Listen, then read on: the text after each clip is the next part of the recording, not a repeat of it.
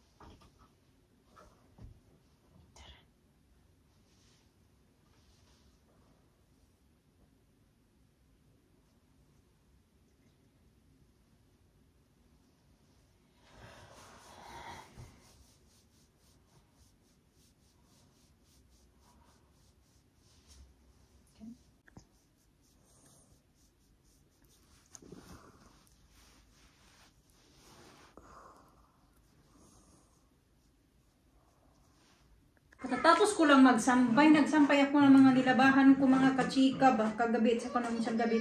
Ay sus, kaya dumilim na naman to, parang uulan na naman yata to. Marami-rami pa naman yung sinampay ko.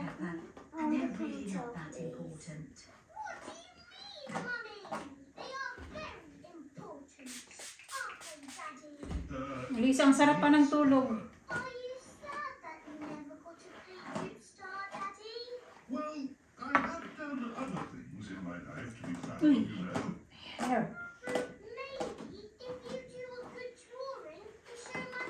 That's why it's very good if you keep brushing your hair.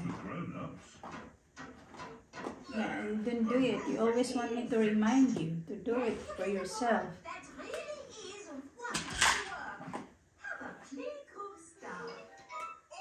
Thank you very much. It is evening time. Peppa and George are going to bed. Are you still sad because you never got a playgroup start? You know what, Peppa? The more I think about it, the more I think I should have got a playgroup star. Why? Because I love to make things, and I was always drawing in class. What was your best drawing, Daddy? Would you like to see it? I think I've... Not so good for grown-up. It's written... Yeah, your liquid vitamins, babe. was little. Your liquid vitamins. Peppa, Have you done another wonderful drawing? no, Madam Gazelle. This is my daddy's drawing. Yes, I remember your daddy did like to draw. But you never gave him a playgroup star. I must have given him one for this. No, you didn't. Daddy Pig.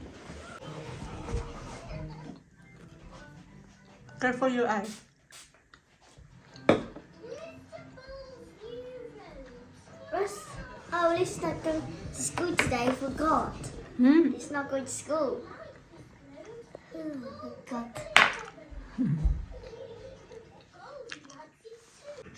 May cereal siya today. Hindi na ako nagluto ng ng porridge. And then bagel. And then yeah, meron din akong, binigyan ko siya ng milk. Tsaka cereal. Kasi yung cereal niya, hindi niya nilagyan ng milk. Ano lang ay... What did you put in your cereal, babe? Honey. Which flavor was it? What did they do to you? I don't know how to say.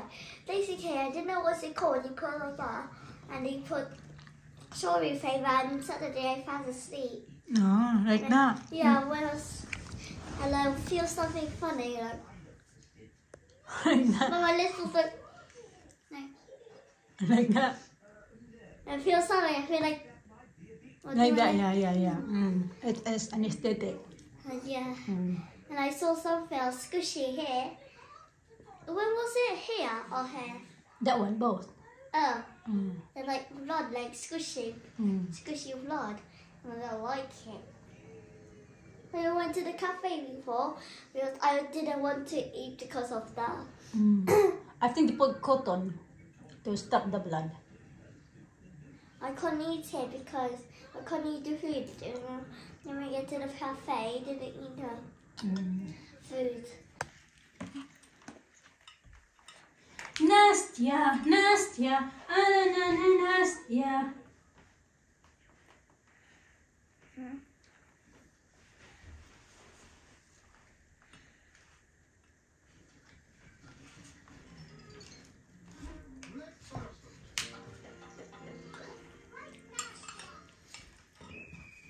Today, we'll have a competition in school. Who is gonna win?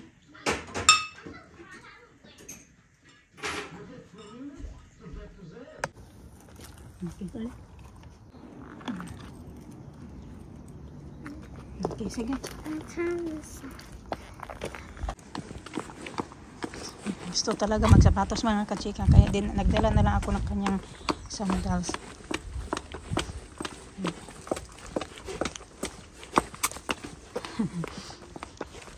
Alisa nagrereklamo. Nagantay pala kami ng bus mga kachika. Gustong-gusto niya na pupunta daw siya sa school, maglaro daw siya ng friends niya. Sundo daw kami kay Alina. Hindi kasi yan siya pumasok today. Kasi meron yan siyang appointment. Stay daw.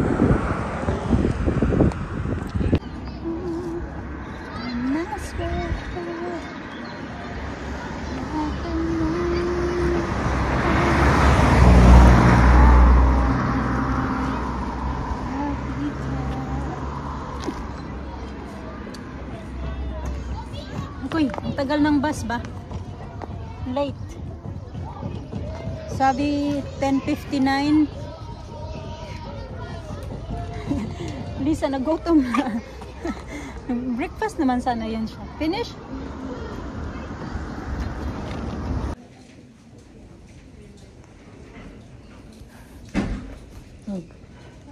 Uy. Beautiful. It's pretty. Yeah. See?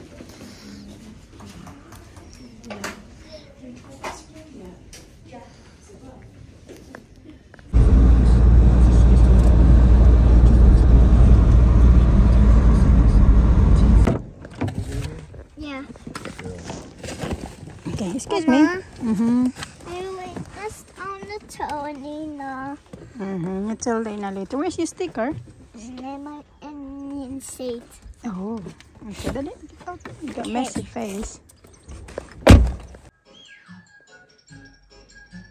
Isay. The class is started. Not yet, not yet. Not yet. Okay, tara. Okay, go.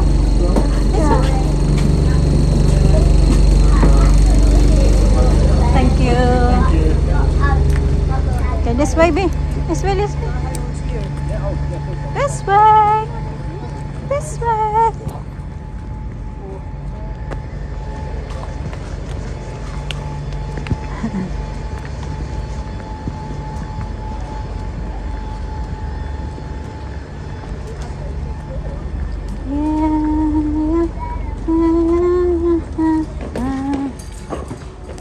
Dali, B.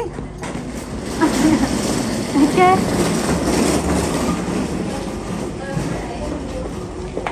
Dito kami sa MNS kami. Kukunin kami mga kachika. Nagbas pala kami papunta dito. Galing ng ano. Aling sa pagsundo kay Alina. Lisa, look behind her. Ariel.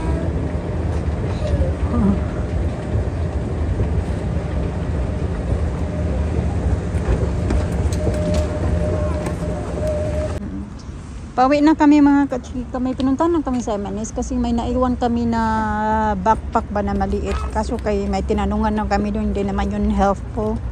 Tanong ulit kami doon kung ano. Yung matagal-tagal na yun. Nung ano pa yun naiwan namin noong nagbili kami ng raincoat sa kanila. So ayun. Ito. Saan? I know there's lady here. Hmm? Skipping rope.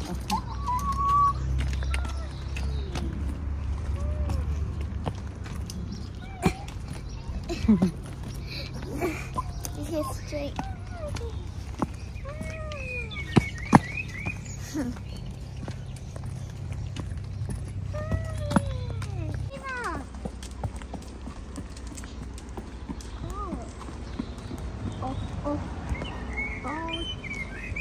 Tweet, tweet, tweet, tweet, tweet, tweet, tweet. Oh.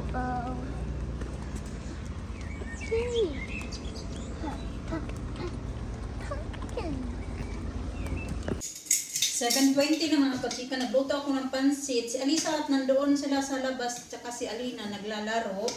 Tapos, ayan, ito na yung ulam ko tonight. Si Alisa, tapos na yung kumain. Si Alina, hindi na. Kasi gumawa na ako ng food nila. Saka naman dumating yung kaibigan na maglaro na daw. Kaya si Alisa lang muna yung pinakain ko. Kasi si Alisa ay galing sa backyard. Ngayon, luto na yung ating pansit. Ito din naman ako nagugutom. Mamaya na din ako kakain.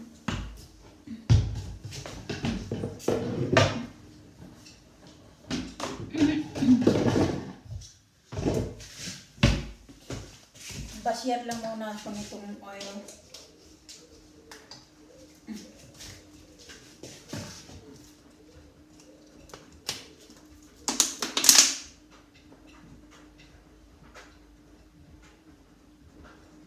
Madilim-dilim na ba? Actually, pag mga ganitong oras, pag maganda yung weather, 10 PM, 9:30 ng gabi, ganun. Ngayon, medyo dark na kay makulimlim talaga today. Buti nga, hindi umulan eh. Kaya na pala yung pinunta pala namin kaya na doon sa hospital ay dapat si Alisa, bubunutan yan siya ng ipin. Kasi di ba noong last year pa nagpunta kami sa sa dentist din. Tapos ayun, yung dentist kasi may nakita siya na parang nag-start na nag-start na mabutas yung ni Alisa, yung ngipin niya ba. Hindi naman talaga siya butas pero may kaunti, very tiny lang naman na yung dito niya banda sa bagang sa taas. Tapos yung sabi ng yung dentist kasi na pinupuntahan ko, yung nagpapalinis, nagpapapasta, hindi siya ng mga bata nagbubunot ng ngipin kasi pag wala siyang gas, yung meron siya is yung needle ba na anesthesia yung tinuturok sa yun yung meron sila. Kaya nire-refer kami sa hospital, yung proper place talaga na ng mga bata nagbubunot. Free lang naman mga bata dito mga kasika. Yung adult lang naman may bayad na magpalinis, ganun, magpabunot, yun lang yung may bayad. Pero yung mga bata, check up at saka bunot, free lang yung mga bata. So anyway, yun na yung pinunta namin kanina kasi nga matagal-tagal na din yan. Di ba last year pa, so siguro mga 6 months na din simula na ni-refer kami ng dentist na para dyan sa hospital. Kaso nga, ngayon kasi medyo mahirap na talaga yung mga pagdating sa mga ganyan-ganyan kasi mag-antay ka na ng ilang months, yung iba nga years, ganun, depende sa sitwasyon. Yun, tinignan ng dentist, and then yun, parang hindi niya talaga makita kasi maliit nga lang siya mga kachikap. Hindi naman siya nag-worsen din kasi nga, lagi naman sila nagtutoothbrush ng teeth nila twice a day, ganun. Di nung nagpunta kami doon kanina, tapos hindi talaga makita ng dentist, tapos pina-x-ray niya. So nung na-x-ray na, nakita niya na kaunti nga lang dito mga kachika, yung kaunting, parang may itim siya, hindi siya butas, pero parang itim ba ng tuldok lang ng pen ba? Pen ganon. Tapos yun, sabi niya na, hindi daw niya sinasuggest, isa lang siya mga kachika. So sabi ng dentist na, hindi niya daw sinasuggest talaga na bubunutin kasi daw, anuhan kasi siya ng anesthesia ba, hindi daw worth it na mag-ano daw yung bata ng anesthesia, tapos isa lang naman daw yung bunutin. Unlike before kay Alina na dalawa yung binunot, kaya nianuhan talaga siya ng anesthesia din. So yun na, tapos sabi niya na, nirefer, binalik niya ulit niya, sabi niya, mag-i-email daw siya doon sa dentist niya nag-check up kay Alisa before. Yung sinasuggest niya ay yung lalagyan daw si Alisa ng stainless, yung stainless ba na dito ilalagay sa, parang matakpan yung kung saan yung nag-i-start na magbubutas niya. Parang lalagyan siya ng, hindi siya pasta. Pero alam niyo yun, yung nilalagay niya, yung tinatakip nila sa, yung iba nga gold, kasi gusto niya na i-save pa daw yung teeth ni Alisa kasi hindi naman daw bad. So pagdating daw ng panahon na matanggal na daw yung ngipin ni Alisa, yung mahingo na ba, yung wala na, masama na lang din yung kung ano yung parang tinakip doon sa butas ba. So yun. Tapos yun, maganda na lang din kami kung kailan yung dentist na mag-contact sa amin na tungkol nga doon kay Alisa, kasi yun talaga yung suggest niya na palagyan lang muna ng stainless daw. So yun na yung gagawin, which is very good din kasi hindi din maganda talaga na yung alam niyo yun, anesthesia talaga yung para din sa mga bata. So yun yung pinunta namin kanina. Kasi hindi kami nagtagal doon kasi hindi naman siya binunutan. Unlike pag bubunutan siya, magtagal ka mag-stay kami doon na matagal kasi antayin ba na parang kumalma na yung bata, balik na siya sa normal. So which is very good naman. Dali na nga, nag-alala ngayon siya. Sabi niya, alam niya kasi na kung ano yung maging mangyayari pag pagbunot siya ng ngipin kasi nga dalawang beses na siya nabunutan ng ngipin. Nabunutan siya. I think dalawa ba? Or may dalawa or isa. Basta naalala niya na kung ano yung nangyari na may pinadanghap daw sa kanya, tapos nakatulog daw siya. And hindi din naman daw siya naka-feel, sabi ko masakit ba? Sabi niya, hindi naman daw masakit. Pero yung nga parang ganda yung mukha niya. Sabi niya, I feel down na. Excuse me, kasi nalalanghap ko yung chili sa pansit ko, maanghang. Na ko. Kasi yun yung sabi niya sa akin. Sabi niya, I want to skip the school today. Sabi ko, huwag kang mag-skip kasi hindi ka naman kasama sa check-up. Sayang naman na hindi ka papasok sa school. Sabi niya, I really want to be with Alisa daw. Yun yung sabi niya. Sus, nag-hairstylist na sila mga kachika. Alam niyo ba yung mga ipit-ipit na yan? Binili ko yan sa kanila. Ngayon na marami na akong ipit-ipit. Ay, Alina, ayaw naman niya na iniipitan ko. Kaya si Alisa lang talaga yung madalas na gumagamit niyan. Kasi si Alisa hindi niya tinatanggal yung mga ipit-ipit niya. Si Alina kasi minsan gusto niya lang niya nakalugay yung buhok niya. As long as na masuklayan niya. Tapos mag-headband yan siya or itali ko lang. Yun na yung gusto niya. Should titatagal mo later, be? Yeah? Okay. Next mamaya, mahirapan na naman kami. Ang tanggal nito pag matutulog na. Medyo late na din. Ayaw pa na matulog kasi wala din naman pasok bukas mga kachika. Deserve din nila na hindi matulog na maaga. Ngayon naman nag-aaway tuloy sila kasi nag-aagawa na ng buhok ko. Mag-ayos ng buhok ko. Ako naman kasi nag-ano ako dito, nagtutupi habang inaayosan nila yung buhok ko, nagtutupi naman ako. No, you dress.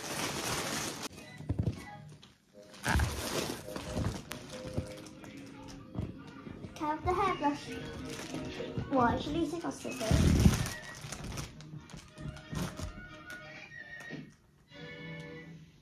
Nice.